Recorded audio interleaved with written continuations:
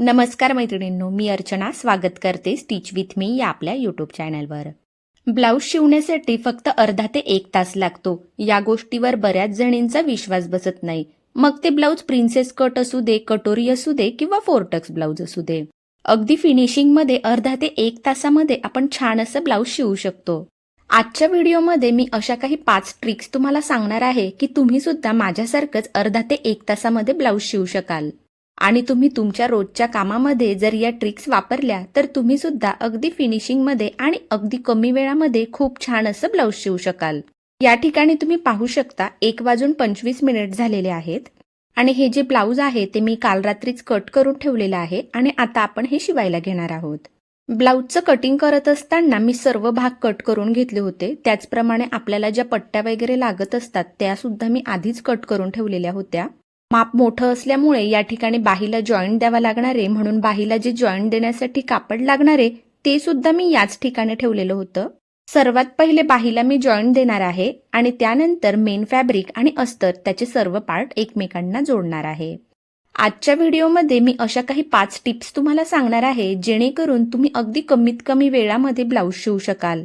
आणि या गोष्टींची जर तुम्ही स्वतःला सवय लावून घेतली तर तुम्हाला खूप फायदा होणार आहे. कारण बऱ्याच जणींना ब्लाऊज तर शिवता येतो पण त्यासाठी त्यांना खूप वेळ लागतो. तुम्हाला सुद्धा जर अगदी अर्धा ते 1 तासामध्ये ब्लाऊज शिवायला शिकायचं असेल तर हा व्हिडिओ पूर्ण बघा. बाहीला साईडने मी जॉईंट दिलेला आहे आणि या ठिकाणी आता ती बाही व्यवस्थित कट करून घेतेय. ब्लाऊजचं माप जर लहान असेल आणि आपल्याला जर बाहीला जॉईंट द्यावा लागत नसेल तर आपला वेळ अजूनच वाचणार आहे. पण बऱ्याच वेळेला बाहीला आपल्याला जॉईंट द्यावा लागतो. तर अशा पद्धतीने मी पहिले बाहीला जॉईंट देऊन घेते आणि त्यानंतर बाहीचा जो पुढचा भाग आहे तो कट करत असते. झटपट ब्लाऊज शिवण्यासाठी ज्या 5 टिप्स तुम्हाला मी सांगणार आहे त्यातील पहिली टिप आपण पाहूया. तुमच्या कामामध्ये जर तुम्ही या 5 टिप्सचा वापर केला तर तुम्ही सुद्धा अगदी झटपट असं ब्लाऊज शिवू शकणार आहात. सर्वात महत्त्वाची आणि पहिली गोष्ट म्हणजे आपल्याला जेव्हा ब्लाऊज शिवायचं असतं त्यावेळेला त्याचं जे कटिंग आहे ते आपण आधीच करून ठेवायचंय. ब्लाऊजचं कटिंग ज्या वेळेला आपण आधीच करून ठेवतो आणि त्यानंतर अगदी नवीन आणि फ्रेश मूडने आपण कामाला बसतो त्यावेळेला आपली जी एनर्जी असते ती हाय असते. आता आपल्याला ब्लाऊज शिवायचं आहे आणि त्याचं जर कटिंग आपण आधीच करून ठेवलेलं असलं तर आपलं काम अतिशय सोपं होतं. तुम्ही बऱ्याच जणींचं बघितलं असेल की एका दिवसामध्ये त्या अगदी 10 ते 12 ब्लाऊज सुद्धा शिवत असतात. एका दिवसामध्ये 10 ते 12 ब्लाऊज शिवणाऱ्या ज्या बायका आहे तुम्ही जर त्यांचं जर पाहिलं तर ब्लाऊजची कटिंग त्या आधीच करून ठेवत असतात. माझं जर सांगायला गेलं तर मी सुद्धा तसंच करत असते. आदल्या दिवशी रात्री जेवढे शक्य होतील तेवढ्या ब्लाऊजची कटिंग मी करून ठेवत असते आणि दुसऱ्या दिवशी जेव्हा मी कामाला बसते त्यावेळेला ब्लाऊज डायरेक्ट शिवायला घेते. ब्लाऊजची कटिंग जर आपण आधीच करून ठेवलेली असेल तर ब्लाऊज शिवत असताना आपल्याला छान वाटतं. कमीत कमी वेळामध्ये झटपट ब्लाऊज शिवण्यासाठी आपल्याला कटिंग तर आधी करून ठेवायची आहे. त्याचबरोबर ज्या पुढच्या टिप्स आहेत त्या सुद्धा खूप महत्त्वाच्या आहेत आणि या टिप्स ऐकण्यासाठी तुम्हाला कोणतेही पैसे द्यायचे नाहीये, त्यामुळे अगदी लक्षपूर्वक ऐकायचंय. ब्लाऊज आपण जेव्हा कट करत असतो त्यावेळेला एक महत्त्वाची गोष्ट आपल्याला लक्षात घ्यायची आहे.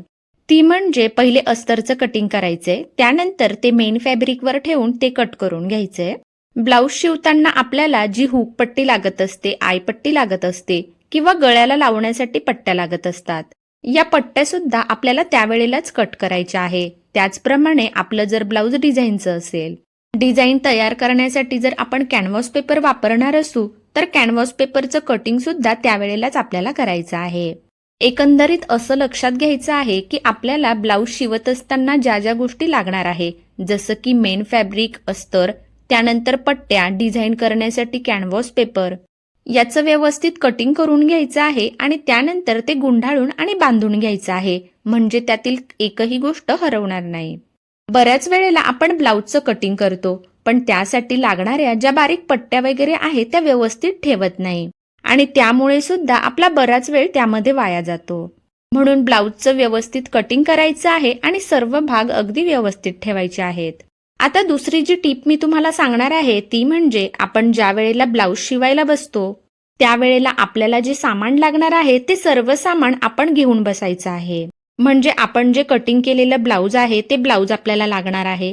त्यानंतर त्यासाठी जो मॅचिंग दोरा लागणार आहे तो सुद्धा आपल्याला बॉबिनमध्ये भरून ठेवायचा आहे.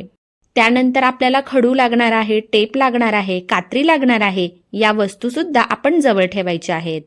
कारण आपण जेव्हा ब्लाऊज शिवायला बसतो त्यावेळेला अगदी 2-2 मिनिटांमध्ये या वस्तूंची आपल्याला गरज पडत असते. आणि या वस्तू जर आपल्याला सापडल्या नाही तर आपण इरिटेट होतो. आपण जो टेप वापरणार आहे तो जर आपण गळ्यामध्ये ठेवला तर तो इकडे तिकडे जाणार नाही किंवा हरवणार नाही. मार्किंग करण्यासाठी आपल्याला खडू सुद्धा वारंवार लागत असतो. खडूचा एक तुकडा आपल्याला जवळ ठेवायचा आहे आणि 1-2 तुकडे इमर्जन्सीसाठी मशीनचा जो ड्रॉवर आहे त्यामध्ये आपल्याला ठेवायचे आहेत. कारण बऱ्याच वेळेला काय होतं, आपला टेप हरवतो, खडू हरवतो आणि त्याची शोधाशोध करण्यामध्ये आपला बराच वेळ वाया जातो. एकदा शिवायला बसल्यानंतर आपला वेळ वाया जाऊ नये यासाठी आपल्याला ज्या आवश्यक गोष्टी आहेत त्या अगदी हाताच्या अंतरावर आपल्याला ठेवायच्या आहेत. कामाला बसण्या अगोदर आपल्याला या गोष्टींची सवय लावून घ्यायची आहे. त्यामुळे आपला बराच फायदा होणार आहे. आता तुम्हाला वाटत असेल की ह्या तर खूप छोट्या छोट्या आणि साध्या गोष्टी आहे, पण तुम्हाला माहितीये का, या साध्या गोष्टींचाच खूप मोठा फरक पडत असतो. तुम्ही कधी अनुभव घेतलाय का की काम करत असताना जर आपला खडू सापडत नसेल तर हा खडू शोधण्यासाठी आपला वेळ तर वाया जातो आणि त्यासोबतच आपली जी मानसिक स्थिती आहे ती सुद्धा खराब होते. आणि कोणतंही काम करत असताना आपली मानसिक स्थिती चांगली असणं हे महत्वाचं आहे. कामाची सुरुवात आपण फ्रेश माइंडने केली, पण प्रत्येक वस्तू मिळवण्यासाठी जर आपल्याला शोधाशोध करावी लागत असेल त्यामध्ये आपला वेळ तर वाया जातोच, पण त्याबरोबर आपला मूड सुद्धा खराब होतो. काम करत असताना आपण जर स्वतःला चांगल्या सवयी लावून घेतल्या तर कामामध्ये त्याचा खूप मोठा फायदा होतो. त्यानंतर आता तिसरी जी महत्वाची गोष्ट आहे ती म्हणजे आपण जेव्हा ब्लाऊज शिवायला बसतो त्यापूर्वीच आपल्याला मशीनला ऑइलिंग करायचं आहे. तसंच मशीनची जी सुई आहे ती सुद्धा व्यवस्थित आहे की नाही ते सुद्धा चेक करायचं आहे. आपल्या कामासाठी आपण जी कात्री वापरत आहे त्या कात्रीला व्यवस्थित धार आहे की नाही ते सुद्धा चेक करायचं आहे. आपल्या कात्रीला जर व्यवस्थित धार केलेली असेल तर आपलं काम फिनिशिंग मध्ये तर होतच. या फिनिशिंग सोबतच आपल्याला लागणारा जो वेळ आहे तो सुद्धा आपल्याला कमी लागतो. आपल्या मशीनला जर ऑइलिंग केलेलं असेल, ती जर व्यवस्थित असेल तर ती एकदम स्मूथ चालते. आता माझी ही जी मशीन आहे ही ऑटो ऑइल मशीन आहे, याला ऑइल द्यायचं काम नाहीये. पण तुम्ही जर साधी मशीन वापरत असाल तर कामाला बसण्या अगोदर मशीनला थोडंसं ऑइलिंग करा. मशीनचे जे मेन पार्ट आहे त्या ठिकाणी कामाला बसण्या अगोदर दररोज थोडं तरी ऑइलिंग करा. यामुळे काय होईल तर तुमची मशीन सुद्धा छान चालेल आणि तुमची मशीन जर छान चालली तर तुमचं काम फिनिशिंग मध्ये सुद्धा होईल आणि अगदी कमी वेळात सुद्धा होईल. एखाद्या वेळेला तुम्ही अनुभव घेतला आहे का की काम करत असताना जर तुमचा दोरा सतत तुटला, शिलाई व्यवस्थित येत नसेल, मशीनच्या काही भागामधून आवाज येत असेल तर तुम्हाला किती इरिटेट होतं. पण आपण जर स्वतःला सवय लावून घेतली की कामाला बसण्या अगोदर मशीनला थोडंसं ऑइलिंग करून घ्यायचं आहे, आपण जी कामासाठी कात्री वापरतो या कात्रीला सुद्धा वेळोवेळी धार करायची आहे, त्यामुळे आपलं काम जे आहे ते फिनिशिंग मध्ये होतं. आणि जेव्हा आपलं काम फिनिशिंग मध्ये होत असतं त्यावेळेला आपला मूड सुद्धा छान होतो आणि आपला स्पीड सुद्धा वाढतो. आता या ठिकाणी तुम्ही जर पाहिलं तर मी खूप घाईमध्ये ब्लाऊज शिवते असं नाहीये. अगदी व्यवस्थित आणि हळूहळू मी या ठिकाणी ब्लाऊज शिवायला घेतलंय. ब्लाऊज शिवताना प्रत्येक ठिकाणी डबल टिप सुद्धा मी मारतेय. अस्तर आणि मेन फॅब्रिकचे जे सर्व पार्ट आहे ते पहिले सर्व एकमेकांना मी जोडून घेतले आणि ब्लाऊज शिवण्याचं जे मेन काम आहे त्या कामाला आता मी सुरुवात केली आहे. तुम्ही जर पाहिलं तर अस्तर आणि मेन फॅब्रिक जोडण्यासाठी आपल्याला अंदाजे 5 ते 10 मिनिट लागतात. सुरुवातीचे जे 5 ते 10 मिनिट आहे त्यामध्ये आपण अस्तर आणि मेन फॅब्रिक जोडून घेतलं. त्या साईडला जे शिल्लक राहिलेलं कापड आहे ते सुद्धा कट केलं. अस्तर आणि मेन फॅब्रिकचा प्रत्येक पार्ट जोडून झाल्यानंतर लगेचच आपण त्याच्या साईडचं कापड कट करून घेऊ शकतो किंवा सर्व पार्ट एकमेकांना पहिले जोडून घ्यायचे आणि त्यानंतर सर्व भागांचं जे साईडचं कापड आहे ते कट करायचं. या ठिकाणी कटोरीचा आणि साईड पीसचा भाग मी जोडायला घेतलेला आहे. ब्लाऊज शिवत असताना एक महत्वाची गोष्ट लक्षात घ्यायची आहे की आपल्याला थोडासा 5 मिनिट वेळ जरी जास्त लागला तरी सुद्धा प्रत्येक ठिकाणी आपल्याला डबल टिप मारायची आहे. कारण वेळ किती लागतोय त्यासोबतच आपली क्वालिटी कशी आहे ते सुद्धा खूप महत्वाचं असतं. कामाला सुरुवात करत असताना तुम्हाला मी घड्याळ दाखवलं होतं की 1:30 वाजलेला आहे, पण अस्तर आणि मेन फॅब्रिकचे सर्व पार्ट जोडून झाल्यानंतर जवळपास 1 ते 1.5 तास लाईट गेली. लाईट गेल्यावरचा हा जो वेळ होता या वेळेला इरिटेट न होता याचा उपयोग सुद्धा मी करून घेतला. मी तुम्हाला जसं आधी म्हटलं की मला जर आज काम करायचं आहे तर त्याचं जे कटिंग आहे ते आदल्या दिवशीच मी करून ठेवत असते. तर जेव्हा असं काम करत असताना मध्ये मध्ये लाईट जाते त्यावेळेला मी एखादं ब्लाऊज कट करून घेते. म्हणजे माझं जे नंतरचं काम आहे ते सुद्धा कमी होतं. आणि जेव्हा आपल्याला वाटत असतं की आता हा वेळ आपला वाया जाणार आहे, तर तो वेळ सुद्धा आपला उपयोगामध्ये येतो. सर्वात महत्त्वाचं म्हणजे काय, ज्या वेळेला आपल्याला कोणतंही काम करायचं असतं त्यावेळेला आपली मानसिक स्थिती जी आहे ती व्यवस्थित असणं महत्त्वाचं असतं. अस्तर आणि मेन फॅब्रिक जोडण्यासाठी कमीत कमी 5 ते 10 मिनिट लागतात. या वेळेनंतर पुढचा जो वेळ आहे त्यात अंदाजे अर्धा ते पाऊण तासामध्ये पुढचं ब्लाऊज जे आहे ते आपलं कंप्लीट होतं. आपण पहिली जी गोष्ट पाहिली ती म्हणजे ब्लाऊजचं कटिंग. तर आपण जेव्हा शिवायला बसतो त्याच्या आधीच आपण ब्लाऊजचं कटिंग करून घ्यायचंय. दुसरी महत्त्वाची गोष्ट म्हणजे आपण ज्या वेळेला काम करायला बसतोय त्यावेळेला आपल्याला जे लागणारं सामान आहे ते आपण सर्व जवळ घेऊन बसायचं आहे. जेणेकरून प्रत्येक वेळेला आपल्याला उठावं लागणार नाही आणि आपल्याला डिस्टर्ब होणार नाही. त्यानंतर तिसरी जी महत्त्वाची गोष्ट मी तुम्हाला सांगितली ती म्हणजे आपण ज्या वस्तू वापरतोय त्या व्यवस्थित आहे की नाही ते आपल्याला पहिले चेक करून घ्यायचंय. आपली जी मशीन आहे तिची रोज काळजी घ्यायची आहे, तिला ऑइलिंग करायचं आहे. त्याचप्रमाणे आपण मशीनसाठी जी सुई वापरतोय ही सुई सुद्धा आपल्याला काही दिवसानंतर बदलायची आहे. बऱ्याच जणांचं काय असतं, जोपर्यंत मशीनची सुई तुटत नाही तोपर्यंत मशीनची सुई ते बदलत नाहीत. पण बरेच दिवस एकच सुई वापरल्यानंतर सुईचं जे टोक आहे ते बोथट होतं आणि त्याचा जो परिणाम आहे तो म्हणजे शिलाई व्यवस्थित येत नाही. शिलाई मारल्यानंतर कापड थोडंसं ओढल्यासारखं वाटतं आणि आपल्याला वाटतं की मशीनचाच प्रॉब्लेम आहे. एखाद्या वेळेला काय होतं, आपण नवीन सुई लावतो तरी सुद्धा 1-2 ब्लाऊज शिवल्यानंतर तिचं टोक लगेच बोथट होतं. आपण जर एखादं डिझाईनचं ब्लाऊज शिवलं, वर्कचं ब्लाऊज शिवलं तर त्यावेळेला सुई जी आहे ती खराब होते. त्यामुळे जेव्हा आपण अशा प्रकारचे हेवी ब्लाऊज शिवत असतो त्यानंतर सुई चेंज करून घ्यायची. माझं सांगण्याचं तात्पर्य फक्त एवढंच आहे की आपण जेव्हा काम करत असतो आणि आपण त्यासाठी ज्या वस्तू वापरत असतो या वस्तू व्यवस्थित असल्या पाहिजे. आणि या सर्व वस्तू जेव्हा व्यवस्थित असतात त्यावेळेला आपलं काम सुद्धा छान होतं आणि त्याचा स्पीड सुद्धा वाढत असतो. पुढच्या ज्या महत्त्वाच्या 2 टिप्स मी तुम्हाला सांगणार आहे त्या सुद्धा अतिशय महत्त्वाच्या आहे. तुम्हाला कदाचित त्या खूप छोट्या वाटतील, पण तुमच्या कामामध्ये जर तुम्ही त्याची सवय लावून घेतली तर त्याचा मोठा परिणाम तुमच्या कामावर होणार आहे. त्यामुळे पुढच्या ज्या 2 टिप्स मी सांगणार आहे त्या सुद्धा लक्ष देऊन ऐकायच्या आहेत. पण त्याआधी जर तुम्ही व्हिडिओला अजूनही लाईक केलेलं नसेल तर व्हिडिओला एक लाईक नक्की करा. कारण तुम्ही जेव्हा व्हिडिओला लाईक करत असता त्यावेळेला व्हिडिओ बनवण्यासाठी मला सुद्धा मोटिवेशन मिळतं. आणि तुम्ही जर माझा व्हिडिओ पहिल्यांदाच बघत असाल तर चॅनलला सबस्क्राईब सुद्धा करा. आता बऱ्याच जणी म्हणतील की ताई तू ब्लाऊज शिवायचं कसं ते तर दाखवलं, पण त्याची कटिंग कशी करायची ते सुद्धा दाखव. तर कटिंगचे व्हिडिओ सुद्धा आपल्या चॅनलवर अगदी डिटेलमध्ये आहेत. त्यामुळे तुम्ही जर चॅनलवर नवीन असाल तर चॅनलला सबस्क्राईब सुद्धा करा. झटपट ब्लाऊज शिवण्यासाठी पुढची जी महत्त्वाची टीप मी तुम्हाला सांगणार आहे ती 4थी टीप म्हणजे आपण जे काम करतोय ते एकदम स्टेप बाय स्टेप करायचं. म्हणजे आधी जसं मी तुम्हाला सांगितलं की ब्लाऊज शिवण्याच्या अगोदर आधीच आपण ते कटिंग करून ठेवायचं आहे. त्यानंतर आपण जेव्हा कामाला बसतो त्यावेळेला अस्तर आणि मेन फॅब्रिकचे जे सर्व पार्ट आहेत ते व्यवस्थित जोडून घ्यायचे. आपण जेव्हा हे जोडत असतो त्यावेळेला सुलट भाग कोणता आहे, उलट भाग कोणता आहे ते व्यवस्थित चेक करून घ्यायचंय आणि त्यानंतरच ते जोडायचं आहे. बऱ्याच जणींचं कटोरी, साईड पीस आणि बाह्या जोडत असताना उलट आणि सुलट भागाचं कन्फ्युजन होत असतं. त्यामुळे व्यवस्थित सुलट भागावर किंवा उलट भागावर पहिले खडूने मार्किंग करून घ्यायचे. ते शेजारी शेजारी व्यवस्थित ठेवायचं आहे. आणि आपण जर कटोरीचा भाग जोडायला घेतोय तर त्यावेळेला पहिले दोन्ही कटोरीचे भाग जोडून घ्यायचे. त्यानंतर साईड पीसचा भाग घ्यायचा आहे, ते सुद्धा एकमेकांच्या शेजारी ठेवायचे आहे आणि एक पार्ट जोडून झाल्यानंतर दुसरा लगेचच जोडायचा आहे. एक भाग हातात घेतल्यानंतर जोपर्यंत तो पूर्ण होत नाहीये तोपर्यंत दुसरा भाग हातात घ्यायचा नाहीये. यामध्ये जर तुम्हाला कन्फ्युजन होत असेल तर ह्या ज्या स्टेप आहे ब्लाऊज शिवण्याच्या त्या तुम्ही वहीवर लिहून घेऊ शकता आणि अगदी स्टेप बाय स्टेप आपल्याला ब्लाऊज शिवायचा आहे. जेव्हा आपण स्टेप बाय स्टेप ब्लाऊज शिवतो त्यावेळेला निश्चितच आपल्या वेळेमध्ये फरक पडतो. आणि जेव्हा आपण स्वतःला स्टेप बाय स्टेप ब्लाऊज शिवण्याची सवय लावून घेतो त्यावेळेला आपण अगदी कमीत कमी वेळामध्ये कोणताही ब्लाऊज शिवू शकतो.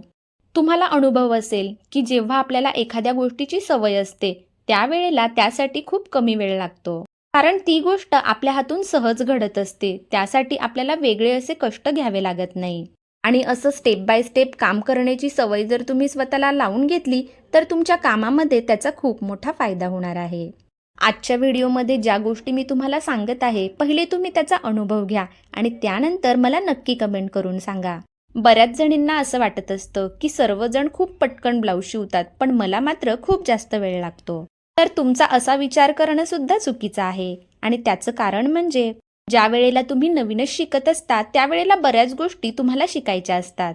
त्यामुळे एक ब्लाऊज शिवण्यासाठी अगदी तुम्हाला 1 दिवस किंवा 2 दिवस सुद्धा लागतात. पण यावेळेला तुम्ही एक गोष्ट लक्षात घ्यायची आहे की तुम्ही नवीनच शिकताय आणि म्हणून तुम्हाला जास्त वेळ लागतोय. आता तुम्ही म्हणाल की मी बऱ्याच दिवसापासून ब्लाऊज शिवते, तरी सुद्धा मला एक ब्लाऊज शिवण्यासाठी बराच वेळ जातो. तर अशा मैत्रिणींसाठी पुढची महत्त्वाची टीप आहे. आपण आधी ज्या महत्त्वाच्या गोष्टी बघितल्या, या सर्व गोष्टींचा अवलंब तुम्ही करता.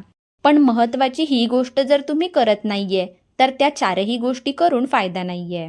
आपण जेव्हा कोणतंही काम करत असतो त्यावेळेला त्यामध्ये सर्वात महत्त्वाची गोष्ट म्हणजे ती असते प्रॅक्टिस. ज्या गोष्टीची प्रॅक्टिस आपण रोज करतोय आणि तिची आपल्याला सवय होऊन जाते. आणि जसं मी तुम्हाला आधी सांगितलं की ज्या गोष्टीची आपल्याला सवय होते त्या गोष्टीसाठी आपल्याला खूप कमी वेळ लागतो. सुरुवातीला ब्लाऊज शिवण्यासाठी तुम्हाला थोडासा जास्त वेळ लागेल, परंतु तुम्ही जशी जशी प्रॅक्टिस करत जाल तसा तसा तुमचा वेळ कमी होत जाईल. प्रॅक्टिस मेक्स मॅन परफेक्ट ही जी ओळ आहे ही माणसाच्या आयुष्यामध्ये खूप महत्त्वाची गोष्ट आहे. कोणतंही काम असू दे त्यामध्ये सराव महत्त्वाचा असतो आणि कोणत्याही गोष्टीचा तुम्ही जितका सराव कराल त्याचा स्पीड आपोआप वाढतो. तुम्ही जेव्हा एखादी गोष्ट शिकताय त्यावेळेला तुम्हाला हवा तेवढा वेळ घ्या, पण ज्या वेळेला आपलं शिकून होतं, शिकून झाल्यानंतर काम करण्याची स्वतःला सवय लावा आणि त्यानंतर हळूहळू आपला स्पीड वाढवा. अगदी कमीत कमी वेळामध्ये ब्लाऊज शिवण्यासाठी, झटपट ब्लाऊज शिवण्यासाठी 5वी जी महत्त्वाची टीप आहे ती म्हणजे प्रॅक्टिस. ब्लाऊज शिवण्यासाठी जास्तीत जास्त जितकी प्रॅक्टिस तुम्ही कराल तितका तुम्हाला फायदा होणार आहे. अर्धा आणि 1 तासामध्ये ब्लाऊज शिवणारे जे लोक आहे त्यांची अगदी 10 ते 15 वर्षापर्यंतची प्रॅक्टिस असते. माझं तर मत आहे की तुम्ही जर फक्त वर्षभर जरी प्रॅक्टिस केली ना तरी पुढच्या वर्षापर्यंत तुम्ही अगदी 1 तासामध्ये पूर्ण ब्लाऊज कंप्लीट करू शकता. एका महिन्यामध्ये सलग रोज एक जर ब्लाऊज तुम्ही शिवलं तर दुसऱ्या महिन्यामध्ये प्रत्येक दिवसाला तुम्ही कमीत कमी 2 ब्लाऊज तरी शिवू शकता. तुम्ही महिनाभर जो सराव केलेला आहे त्याचा जो फायदा आहे तो तुम्हाला दुसऱ्या महिन्यामध्येच दिसायला लागतो. झटपट ब्लाऊज शिवण्यासाठी अगदी 10-10 वर्षाचा अनुभव असला पाहिजे असं काही नाहीये. तुमचा जर फक्त 1 वर्षाचा जरी सराव असला तरी सुद्धा अगदी अर्धा ते 1 तासामध्ये तुम्ही ब्लाऊज पूर्ण करू शकता. पण त्यासाठी तुमच्या कामामध्ये चांगल्या सवयी लावून घेणं महत्त्वाचं आहे. तुमची जी कामं आहे ती जर तुम्ही अगदी स्टेप बाय स्टेप केली, त्या गोष्टींची तुम्ही स्वतःला सवय लावून घेतली, तुमची जी शिलाई मशीन आहे, कात्री आहे, त्याची जर तुम्ही वेळोवेळी काळजी घेतली तर तुमच्या कामाच्या स्पीडसाठी त्याचा खूप मोठा उपयोग होणार आहे. बऱ्याच वेळेला आपल्याला वाटत असतं की ह्या खूप साध्या आणि छोट्या गोष्टी आहे, पण आपण जेव्हा या छोट्या छोट्या गोष्टींकडे लक्ष द्यायला लागतो आणि सुधारणा करायला लागतो त्यावेळेला आपली खरी प्रगती होते. आपल्याला जर प्रगती करायची असेल तर आपल्याला चांगल्या सवयी लावणं सुद्धा फार महत्त्वाचं आहे. सुरुवातीला मी जसं सांगितलं तसं मेन फॅब्रिक आणि अस्तर जोडण्यासाठी मला 5 ते 10 मिनिट लागले आणि त्यानंतर पुढचं जे ब्लाऊज आहे ते पूर्ण करण्यासाठी मला पाऊण तास लागला. म्हणजे अंदाजे 40 ते 45 मिनिटांमध्ये मी पुढचं ब्लाऊज कंप्लीट केलेलं आहे. ब्लाऊजच्या परफेक्ट फिटिंगसोबतच त्याला फिनिशिंगसुद्धा येईल याची काळजी मी घेतली आहे. ब्लाऊजची जी आतील बाजू आहे त्याला प्रत्येक ठिकाणी मी इंटरलॉकसुद्धा केलं आहे. त्याचप्रमाणे ब्लाऊजचा जो गळा आहे त्याला पायपिंगसुद्धा केलेली आहे. तुमचा जो ब्लाऊज शिवण्याचा स्पीड आहे तो जरी एवढा नसेल, पण तुम्ही जसजशी प्रॅक्टिस कराल तसं तसं तुमचा स्पीडसुद्धा वाढेल. ब्लाऊज शिवण्याचा स्पीड वाढवण्यासाठी तुम्हाला खूप काही असं करायचं नाहीये, तर फक्त काही गोष्टी जर तुम्ही ध्यानात घेतल्या तर तुमचा स्पीड नक्कीच वाढेल. आजच्या व्हिडिओमध्ये ज्या 5 महत्त्वाच्या गोष्टी आपण डिस्कस केलेल्या आहे, तुम्ही जर तुमच्या कामामध्ये या टिप्स वापरल्या तर तुम्हाला त्याचा नक्कीच फायदा होणार आहे.